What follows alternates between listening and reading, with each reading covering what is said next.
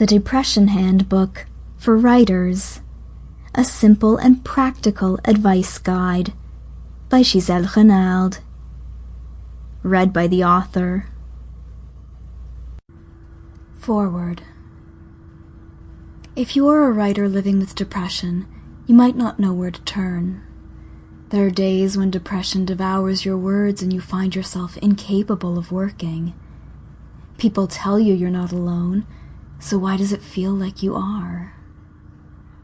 As an author with chronic depression, I created this book as a means of reaching out to other writers with hope in hand. The Depression Handbook for Writers includes specific activities to help you through the dark days, practical ideas to help you move forward with your writing business even when you find it impossible to write, all written in a personal, accessible, and heartfelt tone. The Depression Handbook for Writers was written for you, with love, care, and encouragement. The contents of this book are for informational purposes only and do not constitute medical advice. The content is not intended to be a substitute for professional medical advice, diagnosis, or treatment. Always seek the advice of a physician or other qualified healthcare provider with any questions you may have regarding a medical condition. Never disregard professional medical advice or delay in seeking it because of something you have read in this book. This book does not recommend or endorse any specific products, procedures, opinions, or other information that may be mentioned. Reliance on any information provided in this book is solely at your own risk. Introduction. Why I wrote the Depression Handbook for Writers. A few years ago, I was sitting in my grandmother's living room with my sister, my mother, and, of course, Grandma herself.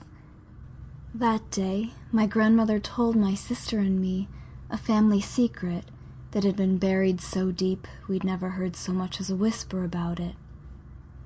The family secret involved domestic violence and mental illness.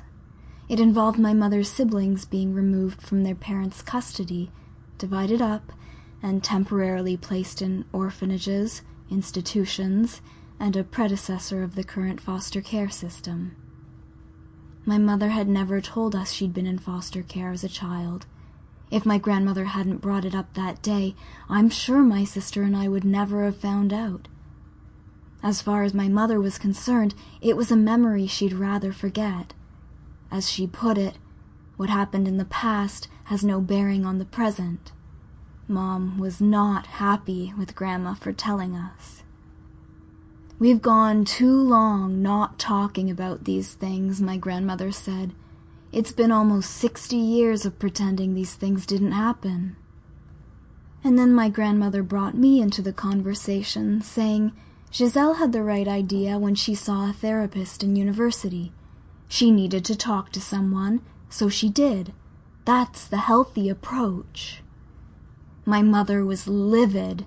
She shouted, "Don't you ever mention Giselle's therapy again." I looked around the room. There were only the four of us, and we all knew I'd been severely depressed as a young adult.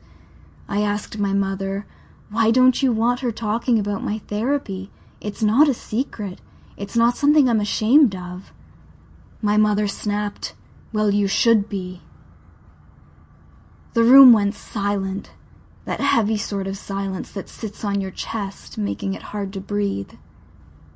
"Why should she be ashamed?" my grandmother asked. "She needed help and she got it. That's admirable if you ask me." "No, it's not," my mother said. "When you go around saying you're depressed, you're in therapy, who's everybody going to blame? The mother. Everyone will think it's my fault." "Who is everyone?" my sister asked. "There are only 4 of us in this room, and we all know." My mother said, "I don't want to talk about this." And that pretty much shut down the conversation. Though I don't think it's a healthy attitude, I can understand my mother's fearful defensiveness. If anything, it made me sad for her. Maybe she'll never be able to stretch her emotional boundaries wide enough to discuss her past. But to shut me down so adamantly and to insist that I muzzle my experience with depression, Sample complete. Ready to continue?